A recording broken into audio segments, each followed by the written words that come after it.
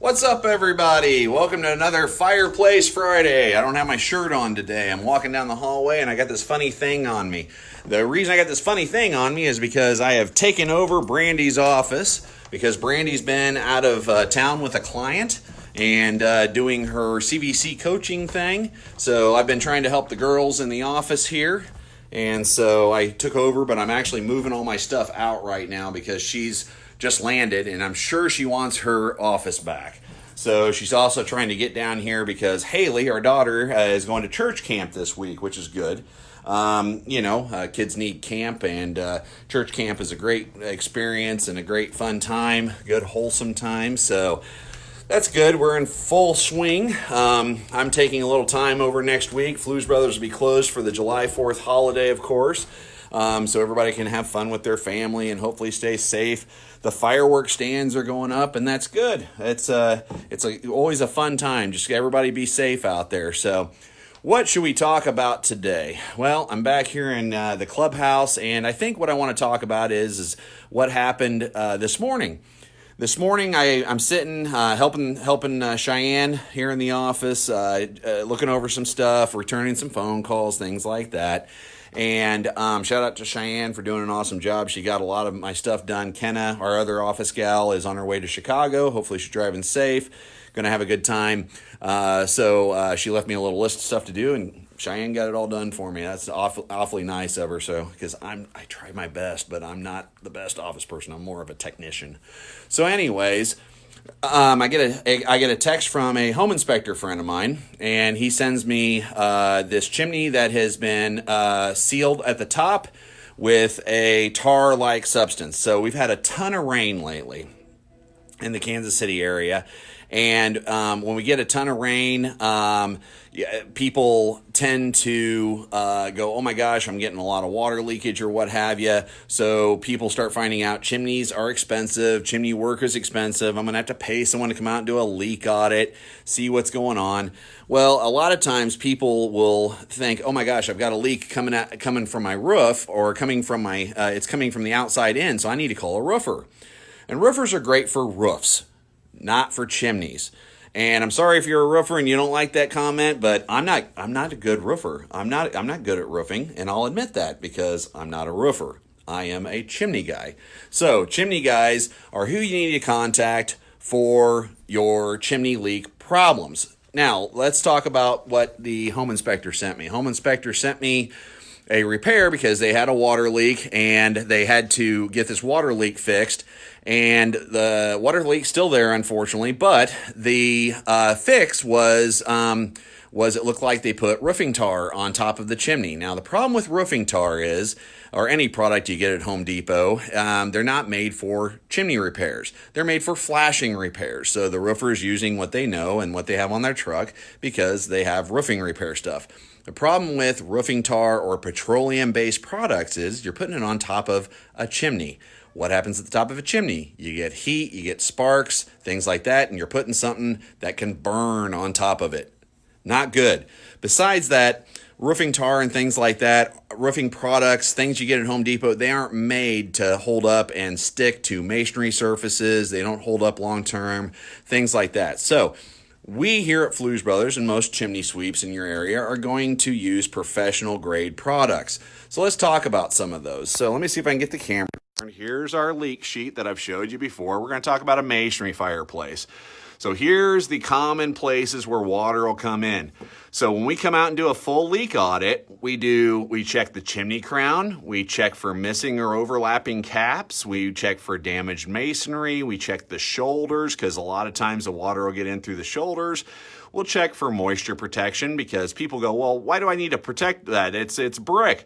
Brick are like sponge and they soak up a lot of water. And we had 2 jobs over the last week we had to go out on and spray it down because the flashing was in good shape. We had replaced the flashing.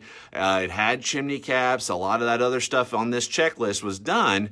but it was actually soaking in through the brick, which is just crazy, but it happens. So we want to use a good professional grade waterproofer, and we'll talk about that here in a minute. Now there's times where it's drainage or gutters or groundwater, so we want to be looking at all that, make sure everything's sloped away from the chimney and away from the house. We want to check and see that it's caulked down both sides. A lot of times they'll redo siding on a home and they won't caulk down the sides, and that can cause water to get in. Flashing is a huge culprit. A lot of flashing isn't done right. They just throw the metal on the side of the chimney and screw it down, then they silicone it, and the chimney in the house move a little bit. It breaks that seal. You need to cut it in to have it properly done.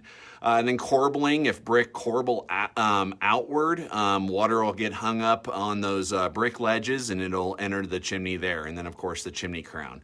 So a lot of the times we'll replace these things. Let's talk about some of the sealants that we use. So we use professional grade sealants. This is my sealant room. This is the room that we store stuff that can't get cold out in our shop. We've got several different sealants. So the waterproofing that we use, we had a chimney that was leaking and it was soaking in through the brick. So we needed to use a solvent-based water repellent. ChimneySaver is our brand of choice. They're great people. I know the owner personally. I know everybody that works for them. They're awesome people. So we're very dedicated to using their products. And we actually apply it by spraying it on, then we scrub it in, and then we'll use a blower to actually penetrate that surface. And it's got a little silica in it, so it actually seals little cracks. Because believe it or not, the smallest little crack in a masonry surface will leak water. It sucks in a lot of water. It actually sucks it right in. Let's talk about some other stuff that we use. Here's another product that we use. It's called all-weather crown coat. So it goes at the top of the chimney and it creates a flexible membrane that goes over the top. So it keeps the water from penetrating through the top of the chimney. We also use this on the chimney shoulders too, where the chimney goes down and then it splays over. And we'll actually seal that shoulder with this product because the water just sits on those shoulders and it seeps right in. Now, we replace a lot of crowns, and because most crowns are all broken up, a lot of them are laid up on wood, so they're so bad that we can't just coat it. But the coating is an option if the crown is in good shape and it's not laid up on wood or anything like that, and it's just developed cracks over time. But most of them are falling apart, so we usually recommend pouring a new crown. And we do that with forms and concrete. This product is Flash Seal. It's in a similar container to this, but it's a fiber reinforced sealant that we put this fiber, we embed it in a layer of sealant, and then go over. But that's for flashing that is in pretty good shape still and installed properly, but maybe it's just rusting out or something a little bit, getting a little surface rust, so we can seal it instead of replace it. But unfortunately, most of the flashings we run into are not cut in, they're not done properly, they might not have a cricket, so we have to redo the flashing. So sometimes we're able to get by with some of these sealants that obviously is a little lesser expense, but most of the time, most people have never had any work done on their chimney. The chimney is original to the house. It could be 30, 40, 50, 100 years old. And of course, nothing lasts forever. So we end up having to replace it because it's just never had any maintenance. It's never had anything. But when we come out and do that water audit, we do charge a fee, and because it takes time, we have to send a technician out, etc. We're not sending just a salesman out to come out and sell you something. We're coming out to do a step-by-step process. We don't want to just, hey, here's everything, get it all fixed, and we'll take a bunch of money and hopefully we fix it. No, we try to do it in an educated way. We also try to locate the exact spot to where we can go, okay, this is definitely where it's coming in, and here's the other steps. So let's start here and work our way down so you don't have to spend a bunch of money. We'll go with the most obvious first and then work our way down. In our opinion, that's the most ethical, nicest way to do it. And we don't send a salesman out that's just going to just try to sell you on stuff that you might not need. We're going to take the best route repair possible to be good and honest with you.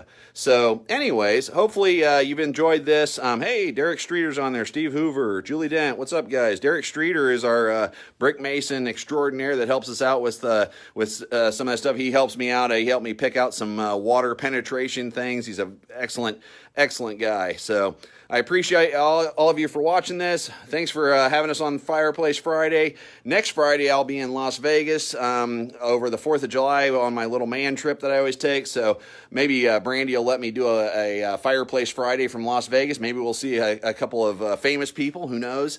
But it's a good time. Everybody needs that decompression time. So have a great weekend, everybody, and we'll see you next week.